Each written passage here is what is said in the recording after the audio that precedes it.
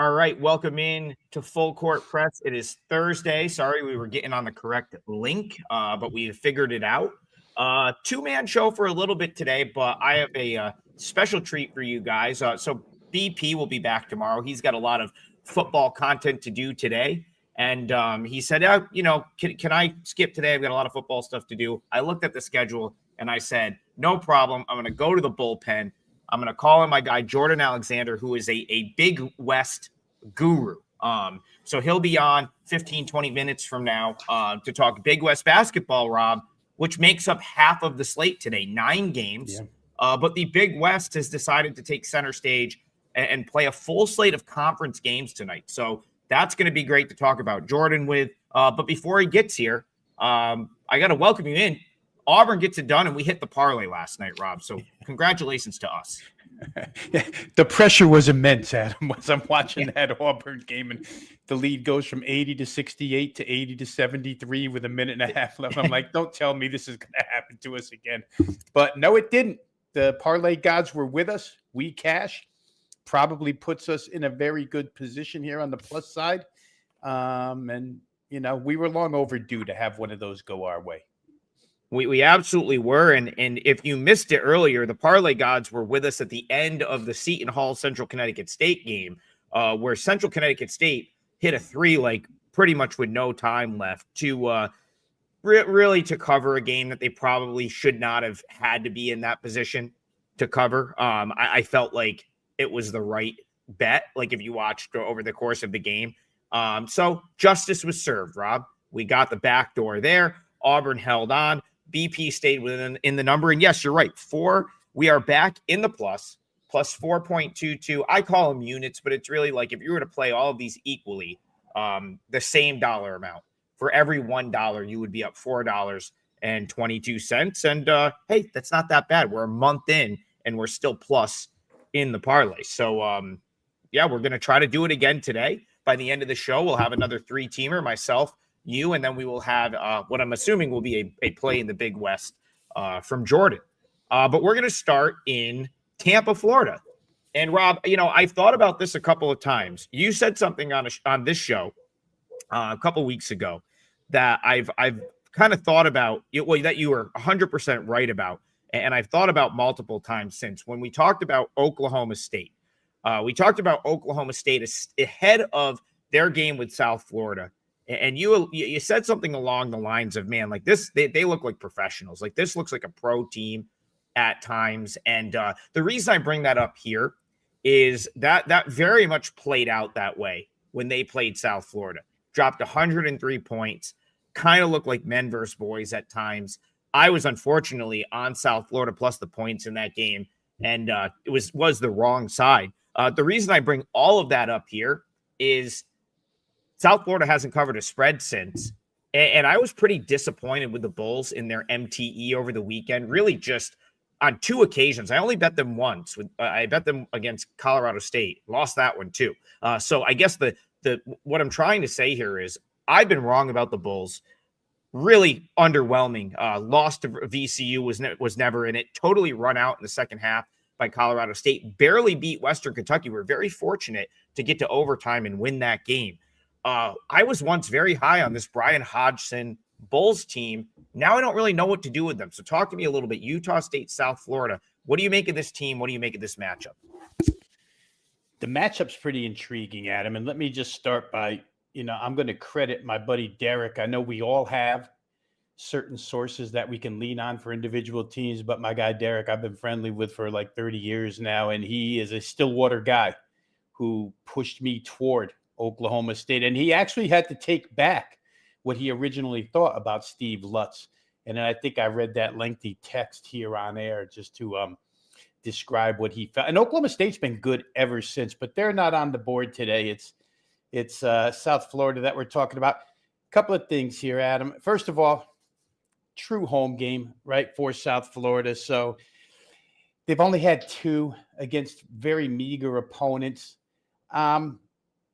What I saw here, what caught my eye first, they have a strength of schedule advantage and the home floor. So immediately you might tilt your lean towards South Florida. However, there's a comp game here with VCU. And when you go through, both were played on neutrals. Utah State gets them in Frisco, Texas. They win the game 80-77 over VCU. Shoot 46% from three, limited number of attempts, 13 attempts, but they shot 46%. They committed 18 turnovers, but they forced 19. The reason why I bring up VCU is because Phil Martelli's team is style-wise comparable to Brian Hodgson's team. They're going to try and do the same thing. South Florida plays VCU in Atlantis and gets whacked 78-66. Only shoot 2 of 14 from three, 14%. Only committed 9 turnovers, but they only forced 11. All of a sudden, they couldn't force turnovers against a better team. So right there, I see an edge for Utah State. And then I'm going to throw this in there. We'll get a little technical here for half a second. Obviously, South Florida wants up and down. They want quick pace. They want broken floor. I will say this about them. The only 3 times this season where they've gone crazy scoring points was against like teams. Against GW, they score 95. GW is a fast-paced team. Against Oklahoma State, they score 95. Oklahoma State's an extreme tempo team. Against WKU, Western Kentucky, 91 points, extreme tempo team. You take that away from them as an opponent, and their numbers dip down. Now, even against VCU, who's a quick team, they didn't get there. It only got to 66 points. So Utah State has that going for them. And then to the technical part, Jared Calhoun is known for this crazy 2-3 matchup zone, which you can throw in there and muck things up a little bit against a team like South Florida. It's kind of a reason why I brought up their 3-point shooting against VCU. They're not a good 3-point shooting team. And there's a chance here that Utah State, which is not a horrendous defensive rebounding team by any stretch, grab some defensive rebounds, get out on offense, come back on defense, and set up a zone and maybe throw South Florida out of whack. I was a little surprised. I guess I shouldn't be surprised because the first thing I said here generally will tilt the scales where bets are concerned. South Florida at home, strength of schedule edge. Everybody will point to that. But I think when you get down to the basics, the fundamentals of this game, Utah State's the better team. Maybe they haven't been, maybe their quality of opponent hasn't been as good, but they've beaten everybody. They're 7-0. And the one team that both teams have played so far, Utah State was able to win on a neutral, and the other side wasn't. So for me, I like the Utah State side. They score inside, they score outside. They're veteran. Like I say, they've got 2 flamethrowers that can shoot it from 3. I don't know. I just think South Florida's maybe more of a work in progress, and Utah State's maybe more of a finished product here. I don't know that the road bothers Utah State as much, and I certainly don't know if South Florida has yet created an environment that intimidates opponents coming in. So for me, it would probably be Utah State here, Adam. Total-wise, 162.5. I guess, first inclination is to look over, but when I go through those results of what South Florida has been able to do against moderate tempo teams, I'm not so sure that they can keep up with Utah State here. Yeah, you talked about shot selection for a second, and that's been, I guess, my sort of biggest concern watching South Florida. Like you talk about Brian Hodgson being a Nate Oates disciple, like Nate Oates 2.0, and something Nate Oates has done. I mean, he'll go if you take the shot that he doesn't want, like he'll lose his mind. He's probably like Bobby Knight, locking kids in closets or something. He freaks out. Like he's got, like, if you play for Nate Oates, it's got to be like they've got the freedom to like get to the rim and shoot whenever they want to shoot, but it has to be the shot that he wants. It's got to be a 3, or it's got to be like something like pretty much at the rim. And what I really noticed with South Florida, especially in that MTE in the Bahamas, I felt like a lot of just like very difficult. They're just not getting the open looks. Even the stuff at the rim seems to be contested in a lot of cases. And then, that 3-point percentage, listen, if you're going to play that style and you are going to take a lot of threes, you got to make some of them, or that's not a great style to play. And you alluded to it, 274th nationally in 3-point shooting is just not going to cut it with this style of play. The big thing for me, I mean, the thing that made me really sort of kind of go back to the drawing board on South Florida was that Colorado State game should have been a layup cupcake win for them. Because if you think about it, This was third game in 3 days for Colorado State, as it was for South Florida. But the way that South Florida plays, they should have had a huge edge playing third game in 3 days against a team that was a little bit worn down. What happened in that game, Rob, was they lost the kid from Marist that transferred, Pasquarelli. There was 2 guys on the perimeter that they just lost and just absolutely eviscerated them from 3. He was open every single time he touched the ball. He made every single shot he took. And suddenly they were just down 20. It was like in a blink of an eye. They didn't know what happened. They were down 20. Utah State can do that to teams. That's actually, I would almost say when Utah State is at their best, that's what they are doing to teams, right? Like it seems like every time I watch Utah State play, they have a stretch where they hit 5 threes in a row on like 5 straight possessions. And the Tulane game comes to mind.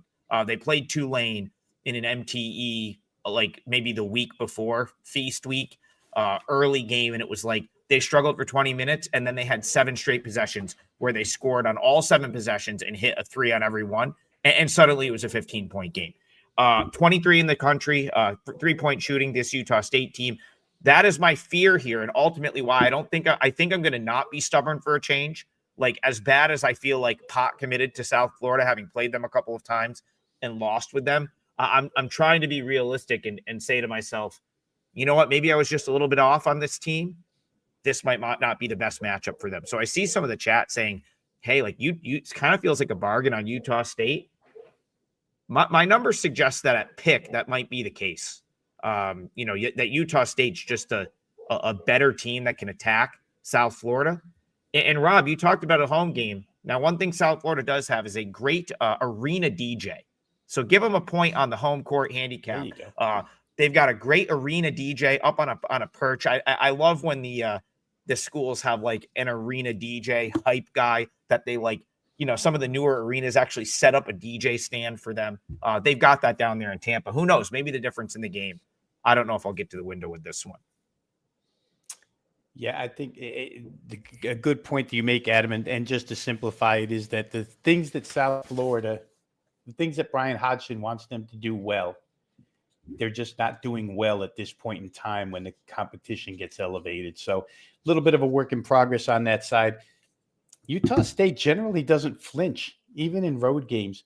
And it's interesting you brought up Colorado State, too, because it's another Mountain West that's, with good coaching. So we'll see. But the flamethrowers are there for Utah State. MJ Collins, I think, is like 47% from 3. So they can hit them. All right, we're going to move along to another one of the 7 p.m. tips. Doug, thank you for the donation. Very much appreciated. He says thank you for the parlay W. Thank you, Doug. We needed that one, and we got it done. Hopefully we get it done again today. Doug wants to go over to the horizon. He wants to talk about, he says, appreciate the in-depth analysis you bring every single day. Any insights on Robert Morris at Green Bay? Well, Doug, I happen to have a couple here. And so we'll, I want to talk about Doug Gottlieb for a second because Doug Gottlieb got a lot of heat for how year one went, and rightfully so, Rob. It was sort of an unmitigated disaster for Gottlieb in Green Bay in his first year. I think that he bit off a little bit more than he could chew, sort of like just being thrust into the head coaching ranks, having to build a team sort of from scratch and thinking. And then, of course, the expectations, not even the expectations, but like the vast majority of people wanting you to fail, because I think there's a lot of folks that don't really care for Gottlieb. Right. I think that just turned into a very tough year zero type scenario for him. But I think Gottlieb learned a lot from year one. I think this particular Green Bay team, I've said it a couple of times, is better than last year's. And listen, players get the benefit of the doubt in their first year being able to develop from year one to year two. Sometimes you got to give a coach that benefit of the doubt, right? I think he learned from his mistakes last year, and he's starting to fix them this year. Now, on the other side of the coin here, Robert Morris goes to the NCAA tournament. They lose most of that tournament team. Of course, Fulgaris was one of the best players in this conference last year. He's now at Iowa. But you know who's a really, really good coach? That's Andy Toole, who I almost think doesn't even really matter what complement of players he gets. Like last year's Robert Morris team was not supposed to be any good, and he had them playing great ball. I kind of feel like they were undervalued in the market as well this year again for that reason. It's like he got that Robert Morris team to play so good that they went to the NCAA tournament and hung with Alabama for 40 minutes. So why would he not be able to do the same this year in a Horizon League that has no clear favorite? Very intriguing matchup. I got to be honest, my number was Morris -1. It looks like it's -1.5, -1 some places. Open pick. Tough handicap for me here. Talk to me about Robert Morris Green Bay. Can you give any insight to Doug? Well, I think it depends what side of the fence you want to stand on, right? Do you consider the wins against Frank Martin's UMass team and a good Iona team? Do you think that's a sign of turning the corner for UWGB? If you do, then you probably want to be on them here against Robert Morris. Both teams are kind of similar, Adam, in style of play. It's not going to be an up and down game. It's going to be a lower scoring game, defensive minded. I think when you go through the numbers, the analytics, et cetera, you'll come out with Robert Morris being the slightly better team. Neither team is lighting it up as of now, but to boil it down to its simplest form, it really is a question of whether or not, and you said you think Gottlieb has learned some things in year 2. All of a sudden, they've scored some points. They really weren't scoring any points early on, but 79 against UMass, 80 against Iona. And again, the Iona win is impressive. I mean, for where Wisconsin Green Bay was. And Robert Morris, I would not consider a better team than Iona. You go to a neutral, you beat Iona. So I don't know. Again, I would say if you're going to play this game on an overall statistical basis, the analytics basis, you're probably coming up with Robert Morris. If you're projecting ahead and you're trying to beat the curve here with UWGB because of their last couple results, which again, for the way they were playing, they're pretty impressive. And let's not sell them short, Adam, because I'm only talking about their wins, right? But they pushed Minnesota to OT. We saw Minnesota beat Indiana last night. They played Yale to 6 points. Yale's as good as it gets in the Ivy. And that's kind of like 4 consecutive really, really good performances out of this team. I guess as I talk through this thing myself with my notes here, I think I would probably lean that way, Green Bay at home. It does look like something's been found. And some of this has been done without Marcus Hall, right? Yep. Who might be their best player. I don't know the status. I tried to look up the status for tonight. I could not find it.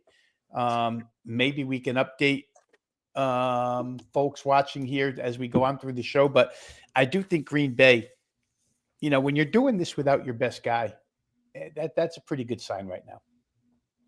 Yeah, I mean, just for the sake of giving a play here, I think I have to lean Green Bay because I don't think their priors are as much of an accurate representation of what they are this year as Robert Morris's, which I think it's like, yes, Andy Toole is a great coach, but it is very possible that he doesn't overachieve back-to-back years. I mean, you look at a couple of, like Fulgaris ended up being like a all conference. I mean, he ended up with one of the best players in the league who's now at Iowa. There's nothing that says he catches a guy like that again this year and sort of like way overachieves again.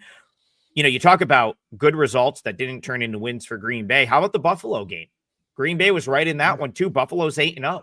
The Bulls, I may have to, I don't know if Mallory will allow it, but if I can get out of the house, I may have to get to Alumni Arena this weekend for St. Bonaventure Buffalo, probably the biggest home game they've had in 4 or 5 years. On the heels of me being out very late after the Syracuse game on Tuesday night. I don't know if that's going to happen, but if you can get there, that's a good one on Saturday. The point is, one more point I'll make about home court here, and one thing I love that Gottlieb did, he moved all the home games to campus. So Green Bay for a long time played at the Resch Center, which is like their big sort of downtown arena, probably 10,000 seat arena.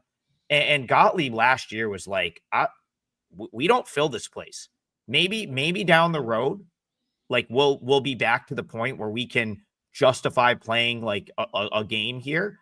But he's like, right now we're rebuilding. There's not enough fan interest. He's like, the one thing that his players said last year, more games on campus, more games at Crest Event Center, which is a small campus facility they have, which is where this game will be tonight. So I think that bumps Green Bay's sort of home court edge up as well. Now you're talking about, I think they're catching a 1.5 here as well. Listen, I think if this gets to 2, I think the Green Bay is a pretty reasonable bet at 2. Don't know if it'll make my card, but I couldn't really fault you for taking Green Bay at 2 right here.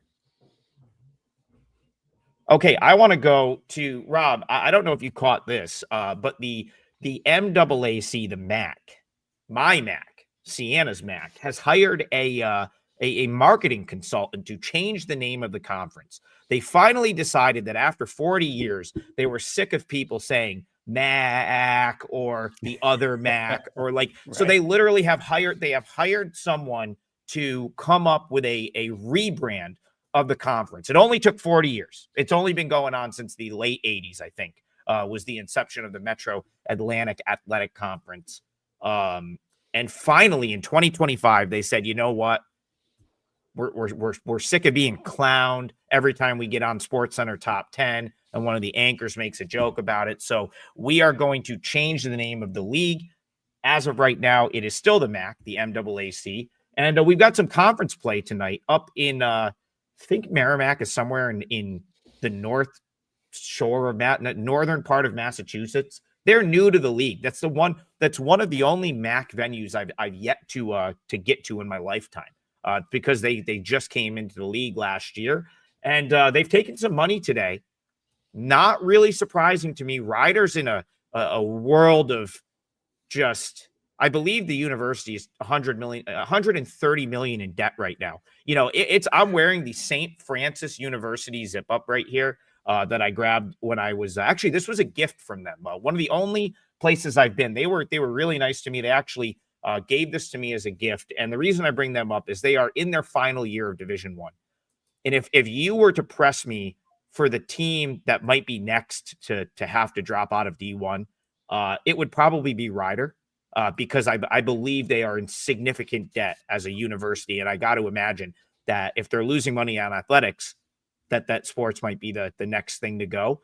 They're kind of a disaster. I think this might be the worst team in the MAC this year. They have a couple of good guards that can play, but outside of that, they don't have much. And Joe Gallo, Merrimack, very good coach. He's going to, he might not have the horses he had last year, but that guy knows how to game plan for a backcourt. So do you agree with that move? Merrimack up from 7.5 to 9.5. Yeah, I think you have to, Adam, on a couple of bases. I mean, you talked a little bit about Riders' ineptitude. Now, I don't think we can hold against them the blowout losses that they've suffered because they took on really good competition. I don't know if those are, probably paydays in one way, shape, or form to try and get some money, but getting blown out by Auburn, getting blown out by Florida, et cetera, not that big of a deal. Getting blown out by Houston and Texas. The problem with them is they can't score. And Merrimack's a pretty good defensive team by MAC standards. And so you wonder how Rider's going to score points. You go up and down the results this year. They haven't really been able to score. Beat straight up by Coppin State. That's not good either.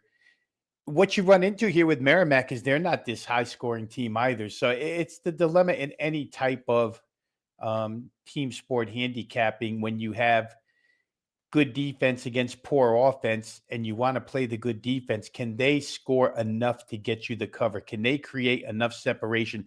There's no real proof of that with Merrimack yet, but there is proof of Rider having that we're going to get blown out potential because they've done it so often now.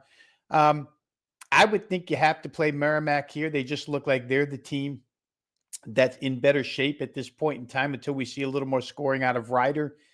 It really wouldn't matter where the game is played. And a Gallo, to your point, I kind of like Gallo, tell you the truth. I mean, he took this team from grassroots. You know what I mean? It's you walk in, Merrimack's a new program, and they've been relevant in their league for a couple of years now. So I can understand the line move. It's not on my card because I just don't. You have to win by 10 here. It's not that they can't, and I think it's more more toward Ryder can lose by 10. You know what I mean? You're playing a favorite because you know the underdog's capable of losing by this number. Merrimack's capable of shutting them down. Maybe a Ryder team total under in this particular case, slow-paced game, good defense, bad offense. That could be a way to look at it as well. Yeah, you want to talk about Ryder not being able to score. They have a couple of guards that are pretty talented individual players. Zion Cruz, Flash Burton are both pretty good individual players. I think if you took them off of this team and put them somewhere else, they're probably pretty good. But they have not been able to do it with no help this year, and that's essentially what they've been asked to do. Cruz shooting 33.3% from the field, Burton 37.5% from the field. Both are under 30. You got 27.3% and 24.1% respectively from three. That's not very good. No one else scores, and you want to talk about some of the points per game, 61.2. That's 360th nationally. Field goal percentage, 35%. They get nothing. They get nothing easy. There's no easy points for Ryder, and you know what? There's no easy points against Joe Gallo usually. Right. To your point, he tends to have defenses that are very tough to score on. 365th, that's dead last in the country. Field goal percentage. 365th from three, that's dead last in the country. 364th in assists, that's dead. I don't know who's worse. Someone's worse, but worse. Assist to turnover ratio, 362nd. They turn the ball over 0.7 point times a game. That's one of the worst marks in the country. Now, you could make the argument, well, those numbers are going to get a little bit better at some point because they played Texas, Houston, Rutgers, and Virginia. Yeah, you're probably right about that. Those will likely improve as we go through MAC play. Doesn't mean they're still not going to be the worst in the MAC. Even if they do improve on that, they're probably still the worst team in this league. I think if you had Merrimack at -7.5, you probably feel pretty good right now. At 9, I like it less, but you would not catch me with a cent on Ryder here. I think they might be it might be the worst team they've had in the history of this school. And the coach is trying to take some of his own money to pay people in the department so he doesn't lose. It's a mess, an absolute mess right now for that school. And we could see that play out on the court this season. All right, Rob Jordan. For what it's worth, go ahead. For those who are maybe interested, that team total on Ryder is 62.5. 62.5. They've only gotten there a couple of times this season. I know they've played really good competition in certain instances, but it's a lot of points in a game where the pace is going to be really, really slow. It's conference opener. Ryder team total under could be a way to look here. Yeah, and you want to talk about that. If you think that's low, those are the types of games that Merrimack typically plays. You want to look at Merrimack this year. In competitive type games, 72-65 against Maine, 66-60 against LaSalle, 77-65 against Penn, which is actually kind of low scoring for Penn terms, right? So that's the type of games that they typically want to play. Opening, I believe they opened with South Dakota State 75-66. They want to play in the 60s. So you talk about if they can dictate tempo and Ryder can't score, very well might be first to 60. You could see a 63-51 type game here, right? And not come close to that team total. So great point on that one, Rob. We'll have Jordan joining us in a couple of minutes. What I will say is head on over to the site, check out the specials. Full court package that we have up, get you all of the plays for your chosen handicapper for, I think, 3 days. We'll have the weekend package. It's live right now. I believe that's Friday, Saturday, Sunday. So it doesn't help you for today, but that will be up for the weekend. And then, as always, great deals on the WagerTalk site. I will likely have football up throughout the day today. Haven't played any college hoop yet, but there's a couple I have my eye on this short slate. So one more non-Big West game to get to, and then we're going to get Jordan Alexander in here to rattle off the 5 Big West games that are on the slate tonight. This one I have very little interest in. All I'll say about this one is I said at some point earlier this season that I think the Citadel is going to be one of the worst teams, if not, they'll be the worst team in their conference. I went as far as to say they're a bottom 10 team in college basketball this year. And I'm not going to retract that statement. I know they have 2 wins, both non-board teams. But when you talk about, like, you can't even be competitive with Presbyterian, you're getting crushed by Bellarmine. You're giving up 100 points to West Georgia. Not good. Going to be a long season, in my opinion, for the Citadel. They go on the road here, Rob, to Davidson.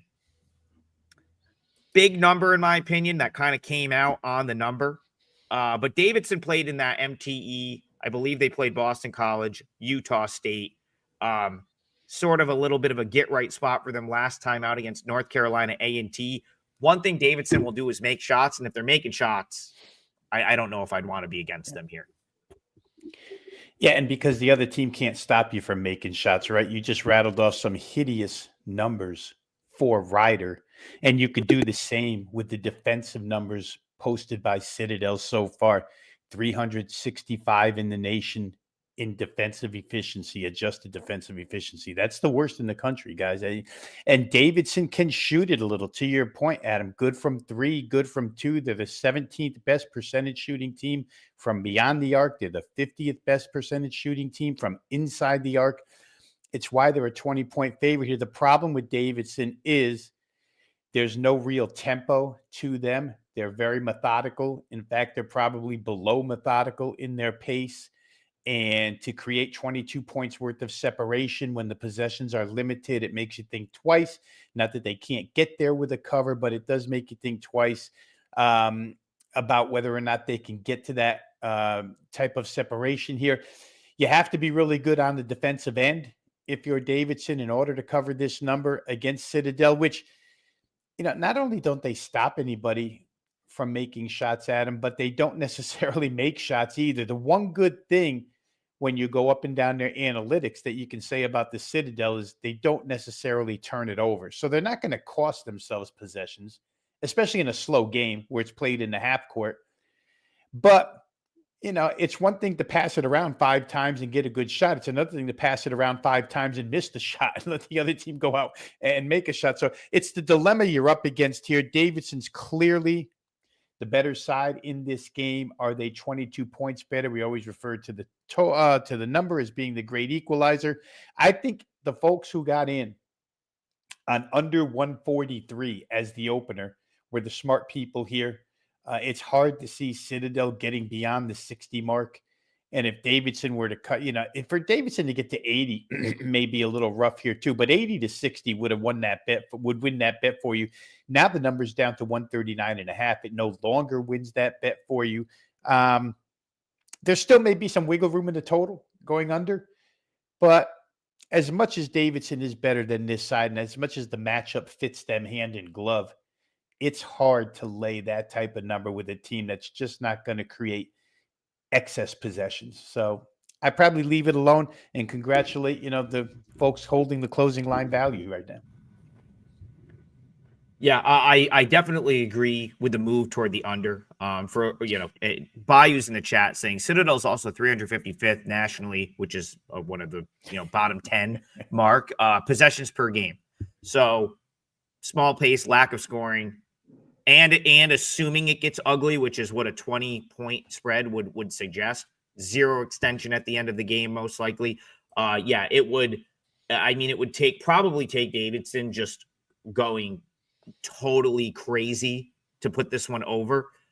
Now, they've done it at points in time this year, but they were also a team I kind of had circled for a little bit of shooting regression, which started to sort of come in the MTE. I got a little fortunate. I cashed with them against Boston College, but they didn't shoot it particularly well. And then I want to say the next night, they couldn't hit anything against Utah State. So, if Davidson's a little bit off shooting the ball, like even after that move, you're probably golden on the under right there. Probably going to hit that easily. As far as the spread, my number here was 21.5. So not enough wiggle room to get me to Davidson, and just no shot I'm touching Citadel. Kind of a Ryder-esque team where I'd rather just pass. And sometimes, Adam, the way to talk about or the way to look at these games, and we don't talk about it quite enough, but is to just cut the game in half, shorten it, and play Davidson first half. But the odds maker is right there taking it away from you, right? 12.5 for the first half, 20.5 for the game, or 21 for the game. So could I see 37-24 Davidson at halftime and Davidson cashing a ticket? Absolutely. That would also land you on under 66.5 for the first half as far as total is concerned. But they've definitely made there's not a lot of, I like to use the phrase wiggle room. There's not a lot of wiggle room in laying 12.5 in first half. All right. We should have Jordan up here in a second. We'll start without him though, and he can jump in. What I will throw it to you, Rob, do you have anything to promote for today or for the upcoming weekend? Yeah, let me go ahead and promote here real quick. And the NFL season has been tremendous to me. Amongst the WagerTalk handicappers, I think I rank either second or third right now on the season. So it's been really good. We have a Thursday night football play tonight. It'll be up and available this morning after we've concluded the show here. And then as far as the look ahead to Friday, Saturday, the college football championship game is going to have 3 to 4 plays there as well in college football. So you want to be on the lookout for that. However, this is a college hoop show. So let me just promote the comeback last night, which was a 3-0 spotless board. And the gods were with me too, Adam, last night. LSU team total over 77.5. Not only did I need overtime, but I needed, and they made free throws. I mean, LSU walked up to the line and knocked them all down to get to 78 for the cover there. So that was good. We'll have college hoop, NBA as well. Also, just a shameless plug here for those who watch WagerTalk TV, a bunch of shows all day long. We started off at 10 a.m., but also you can catch me with Ski Profit. We do an NBA show and mix in some NFL when appropriate. Thursday, Friday, I think we do that. But it's 1:45 Eastern time, 10:45 on the Pacific Coast. You can catch me on Profit Picks with Ski Profit. So, yeah, a lot of stuff going on at WagerTalk.com as we overlap seasons here. Sadly, I'm well aware of what happened in the LSU Boston College game. I had Boston College plus 7.5. So that'll go into the pile of horrific beats for the season. Maybe arguably the worst. I'll die on the hill, Rob, that I feel like I should be paid for that. Like that should be a win. There's no scenario where, like, if you have a 7.5 point dog and that game goes into overtime, that should not be a loss. I'm sorry. Like, that's crazy. Need to change that rule. I don't know. I wish, but unfortunately, Rob Manfred is not in charge of like betting sports because, we'd probably get the rule changed at this point. But yeah, that's craziness. I still went 2-2. So a split for me, but ruined what would have been what should have been, in my opinion, a winning game. Real quick, Adam, you know how in baseball you can bet action or listed starter? I think to your point, maybe there could be a bet addition to the betting board where you bet regulation or full game. And this way in regulation, if you have the dog, the underdog can't go to overtime and die. You can cash that ticket. Right. Like in a lot of cases, like I may even take the slightly worse line. You know what I mean? Like it's just, it's crazy. I don't even know I'm not going to like go off on like a total rant about it. It's just crazy. It is absolute craziness that my Boston College plus 7.5 did not win. I'm sorry. I need that's rant over, but that cost me that turned 3-1 into 2-2 for me. Jordan's actually logging in right now, but we'll hit him on the way back from this one because I want to go to you first for this one anyway, Rob. This is a team. I want to start Big West Thursday conversation off with UC Santa Barbara. They are at home against Long Beach State here. They are laying a healthy 12.5. That's up from, I think, open at 11.5. And Rob, this was a team that you were very, very excited about coming into the season, rightfully so. The roster is insane. The talent on this team is ridiculous for this conference. And they have not looked great so far this year. And I've kind of gone back and I may be being a little bit harsh here, but I'm almost getting to the point where I'm willing to say that like Pasternak might just not be a great coach because this wouldn't be the first time that he has squandered some talent. So, but before we go to Rob on this, I want to introduce our friend Jordan Alexander. Jordan, can you hear us right now? Are you logged in okay? Yeah, can you hear me? We can. Yeah, we can hear you great. Thank you so much for joining us. So let me introduce Jordan. He's out on the West Coast. Last week when I said, there was a guy that had me on to UC San Diego way ahead of the curve last year. That was Jordan. And so the fact that we can bring him in here to talk Big West Hoop, which I refer to as your conference, that's your league, is awesome. So thanks for taking the time to jump on with us. I'm going to let Rob say his piece on a UC Santa Barbara team that he really liked coming into this season, and then we'll go to you, Jordan. That's the game we're talking about. Long Beach State, UC Santa Barbara, Big West Conference play. Rob, what are we looking at here? Yeah, and it's funny, Adam, because UC Santa Barbara I like, but I didn't start the handicap with them. I start the handicap with the negatives I feel about Long Beach State nowadays. It's just a different persona with this team since they've changed head coaches. It's not the up and down basketball that we're used to with Long Beach State. Try to outscore you. It's a totally different style. I give them a little bit of credit for the late rally against San Diego the other day because San Diego had that team wired.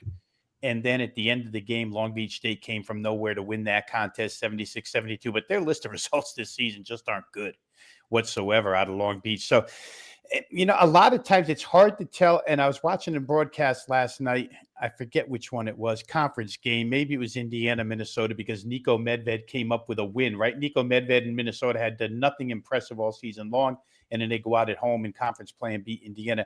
Some of these coaches, and maybe Pasternak falls in this category this season, are just using the 7-8 games prior, 6 to 8 games prior to get the team rounded into shape for conference season. We'll find out tonight because I would think that they're certainly better than what the point spread indicates over Long Beach State here in this one. So I'll hold back and see the result. But I think if I was going to play UCSB, it would be not totally, but it would be mostly on a fade of Long Beach, because I don't see anything out of them that I like in particular at this point in time. And as you mentioned, the UCSB roster is loaded. And just on paper, you would think that if they come to play, they're supposed to be the right side here. It's the way I would look if I had to play it. I haven't played as of yet, still early morning here. We may see some numbers move in this one. But for me, again, I'll just repeat that I think it's more fade of Long Beach State than it is a total sell job on UCSB at this point in time, but they may have been just working some kinks out heading into conference season. Yeah, Jordan, go ahead. So, Long Beach State, Santa Barbara. You and I kind of texted back and forth about Pasternak, maybe not being the best coach, and I kind of went and looked at his KenPom coaching rating. Seems to underachieve in that regard. So, do you think that's the problem here? Yeah, I mean, I agree with Rob. Like coming into the year, UCSB, in my opinion, was the most talented team in the Big West, top bottom on paper, right? But every single year, UC Santa Barbara tends to have the best roster on paper with Joe Pasternak, always achieve, except for a couple of years. And this year, he's got last year too, he has a lot of talented guards, a lot of veteran leadership, right? Same thing with this year. They get off to a very slow start. They still don't play very much defense. They really rely on teams just missing. That's how it happened in the Seattle game. Seattle just didn't shoot well.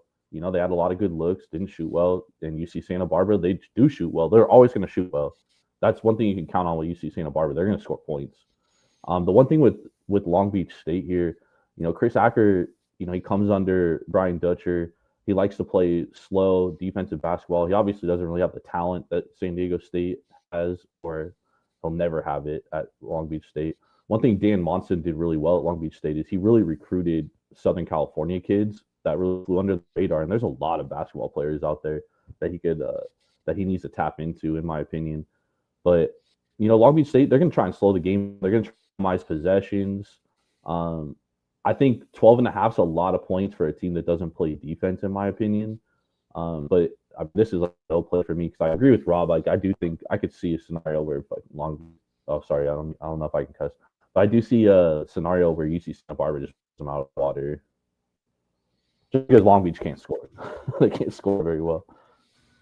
Yeah, I mean, so my number's probably off based on like how I was like pretty far in one direction on Santa Barbara coming into the season. That's probably one I really need to assess a little bit more, because my brain is telling me bet Long Beach State at the peak of whatever this number might be, like see if the market will move it a little bit and then play back at the market, because my number is pretty out of whack. I think I made Santa Barbara something like 15.5 or something like 15.5, I think. And I said, well, that's too much bias from like what I expected them to be coming into this season. What they are, what my eyeballs have showed me has said that that's not the case. And so, but oftentimes, like the market may bet it in that direction. We've already seen it go up from 11.5 to 12.5. If this got to like 13.5, I may have to consider Long Beach State. What I will say, and I'm going to go to so let's thank Garth here for the donation. Much appreciated. I do feel like one of these two games is probably a blowout, whether it's Santa Barbara or Irvine. It feels like one of these two teams is going to smash their opponent tonight. It's not a great handicap, but like just both of these teams have underachieved. I guess the reason I say that, and I'll go to Jordan first here, and then we'll bring Rob in, is this is another one where my number suggests that Irvine minus 11.5 at the open was a little bit light. This one's now up to 12.5. Garth specifically wants to know about the Riverside team total over. But just general thoughts on this one, Irvine, Riverside. Is Irvine a team, Jordan, that you think is going to get right in like a big way at some point? Yeah, texting back and forth, and I expected Irvine to get off kind of to a slow start, considering they lost like their top 4 players from last year. However, Russell Turner is the best coach in this conference. So he's going to get it right at some point, and got the defense right already. Like, they're an incredible defensive team. They're like one of the top 50 defensive teams in the country already. Now it's just about getting scoring right. You obviously lose your top 3 scorers from last year, so how are you going to get productive points? We were talking yesterday. I was like, they're really going to have to muck up games, and they're going to play ugly basketball. But they are figuring out Darren Saran is their best player. He's their best offensive option. I think in the first couple games they were really trying to run their offense through what's his name, Jurian Dixon. Jurian Dixon is an incredibly athletic player. He just doesn't really have a good outside shot. He has to be set. He's good going downhill, so he's good at opening things up offensively for kick and shoot. Right? They don't really have a lot of shooters, which is a problem. But they need to get out in transition, man. They need to force turnovers, get out in transition, and kill on the offensive glass. And that's what they've been doing lately, and that's how they need to win offensive games. They got 2 really good bigs in Chol and Evans. Evans is just a monster protecting the rim. I mean, Riverside's not going to get many buckets around the rim tonight. They're really going to have to shoot it over the top, and they don't really have a lot of good players to do that. I think Irvine smokes them tonight, dude. I wouldn't be shocked if this is a 30-point win for Irvine tonight. I love Irvine tonight. And you're buying low on Irvine too, because everyone, they have the opinion where, oh well, they've looked bad, they've looked terrible, So Jordan, I will before we go to Rob, I want to tell. So we'll let Rob say what he wants to say on this game, but I will tell you that part of the show we do lock in a 3-team parlay for the show, and so we will be asking you for a leg of the parlay. So you can wait till the end, but if you want it to be Irvine, you just have to let us know. If that's your best bet, you just let us know. You could lock me in for Irvine right now. I agree with that, and we're going to go to Rob and see if he concurs. Yeah, the first thing I'll say where Garth is concerned is I see that team total at 66.5, not 63.5. Makes a world of difference. Again, to Jordan's point, death taxes and UC Irvine defense, right? And UC Irvine big men. It seems like every year there's somebody standing at the rim, protecting the rim for that team.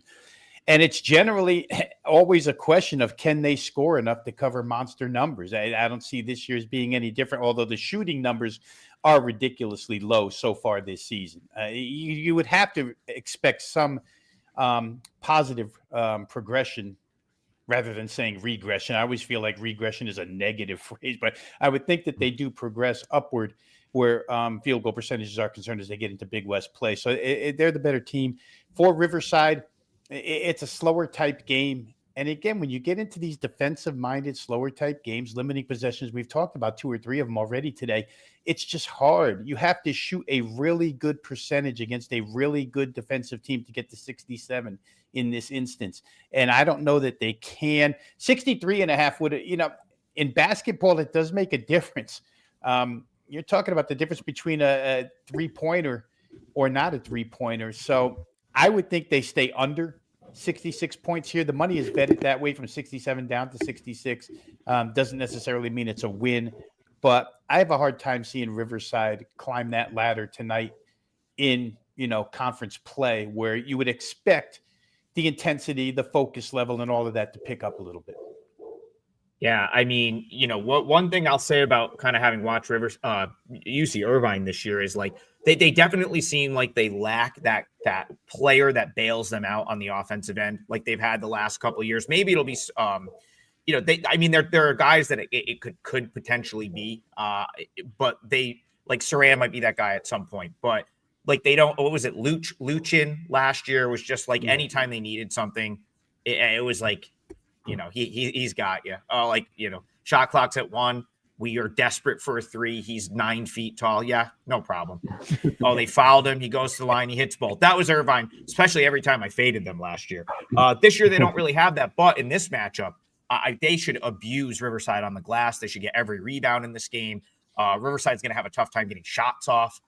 It could get ugly. And I think, well, for our sake, I hope it does. Since we've got Jordan's leg of the parlay being Irvine, I very much agree with. This was one where this was a number. Yeah, I had this one 16 is what I made the number in this one. And I think I might lean toward that maybe more than Santa Barbara, where I feel like, okay, like maybe there's something to being that far off market, because I'm still more of, I think, a believer in this team because of Russ Turner than I am Santa Barbara at this point. So I think that's a good call, Jordan.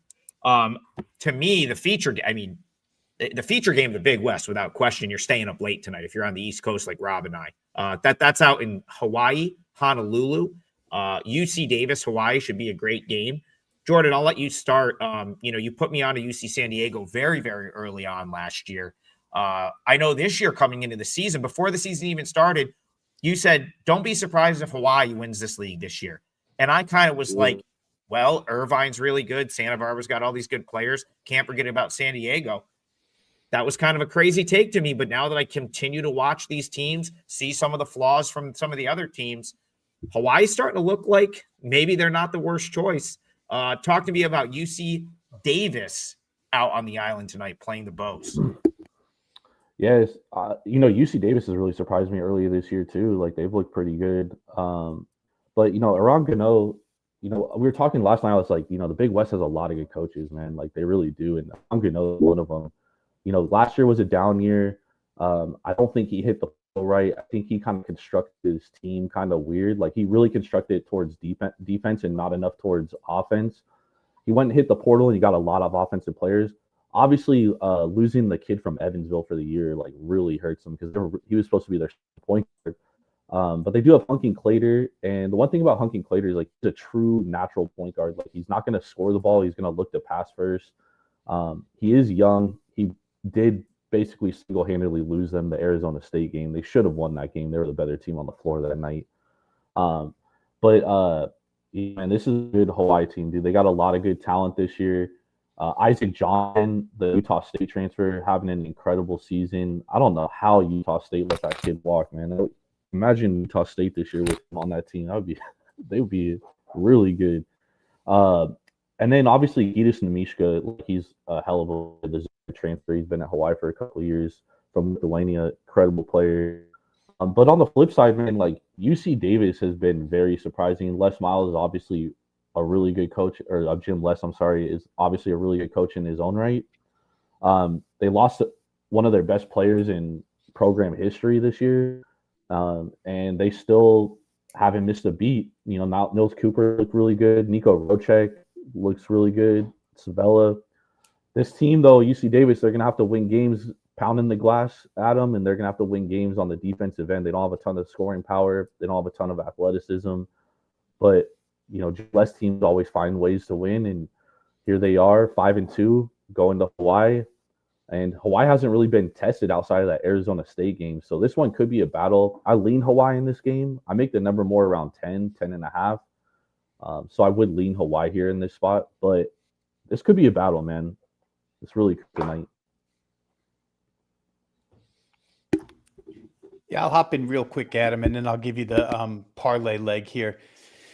Just, it surprised me how the total skyrocketed upward. I know Aaron Gano and Hawaii are playing at a quicker pace this year, but the defensive numbers seem to be what stands out on both sides here. Not necessarily the shooting, not necessarily the ball handling. You go through analytics and you find that both teams turn it over quite a bit.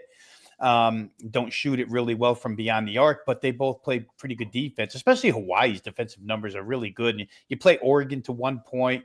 And like Jordan said, you play Arizona State the way you played them. Those are good losses. If there is such a thing, those are really good losses heading into Big West play. So I thought under might've been a better look, but obviously the market thinks this game's going to go up and over, pushing it all the way to 46.5. And maybe it's time for pushback on that total and, look toward the under real quick here, because I know we're pushing our limit here.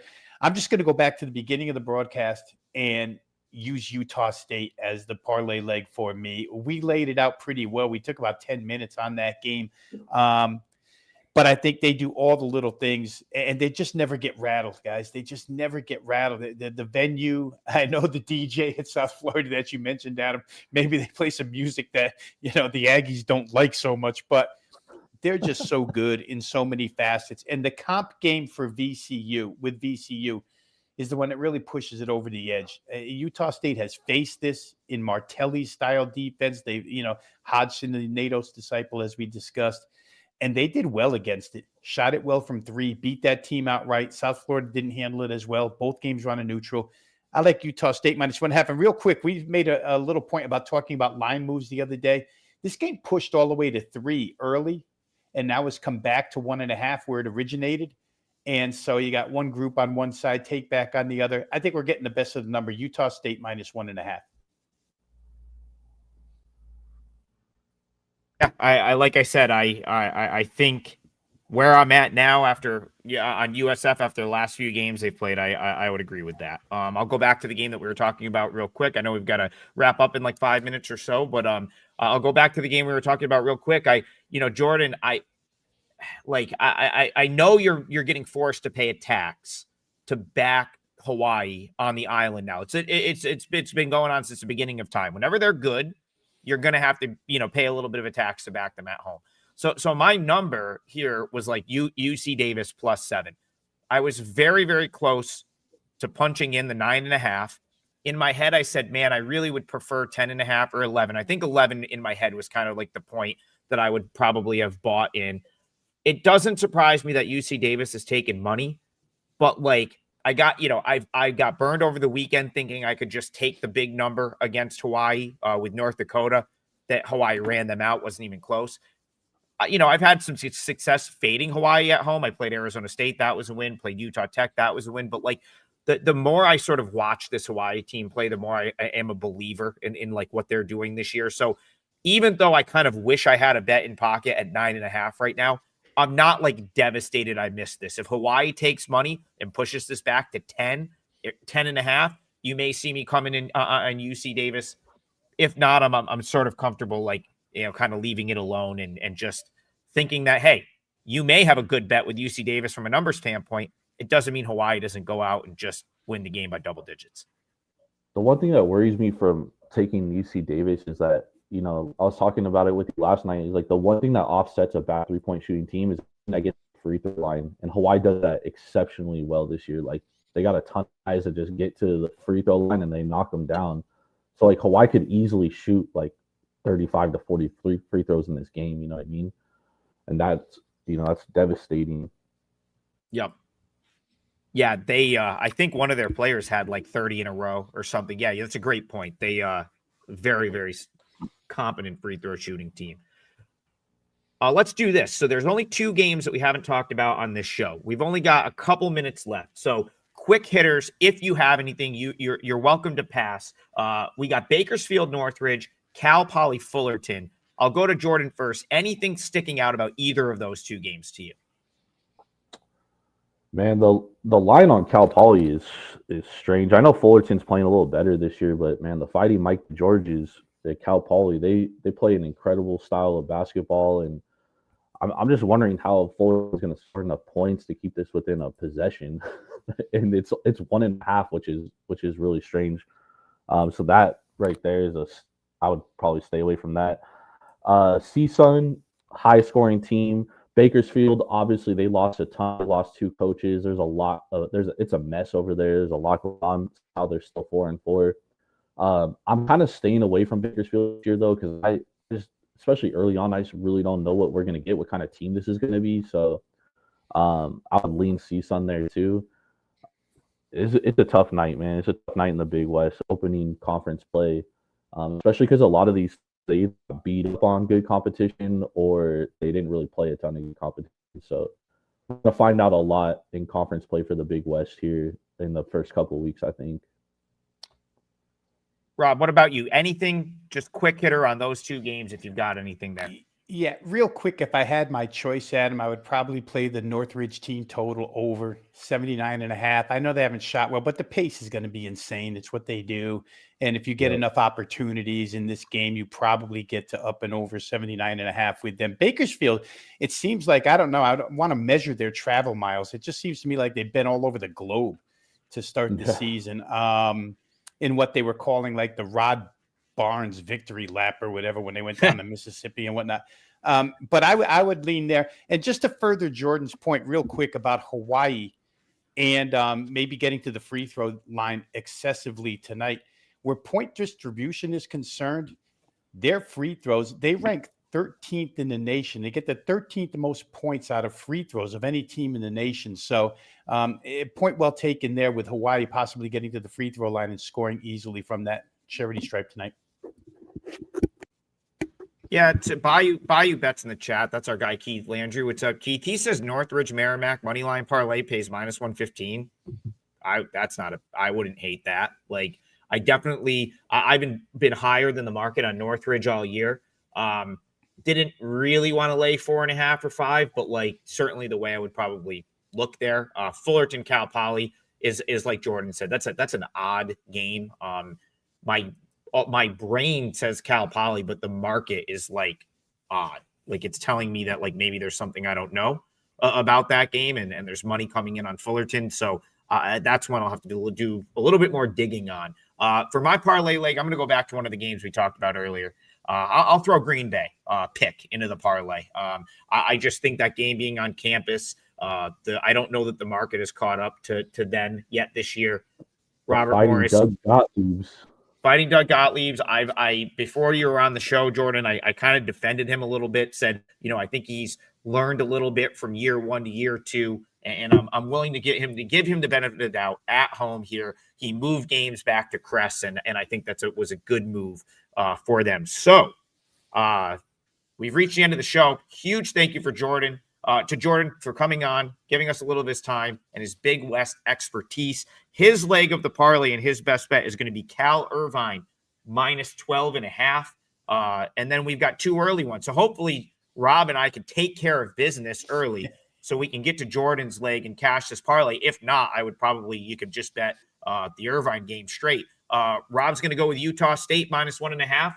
I'm going to take Green Bay pick, which actually might be -1 some places now, but we'll call it Green Bay pick. Jordan's on UC Irvine -12.5. That is your 3-teamer for today. Hopefully we can hit him back-to-back days. And again, thank you to Jordan. Thank you to Rob, as always. We hope you guys cash all your tickets, and we will be back in the morning for more Full Court Press. See you guys then.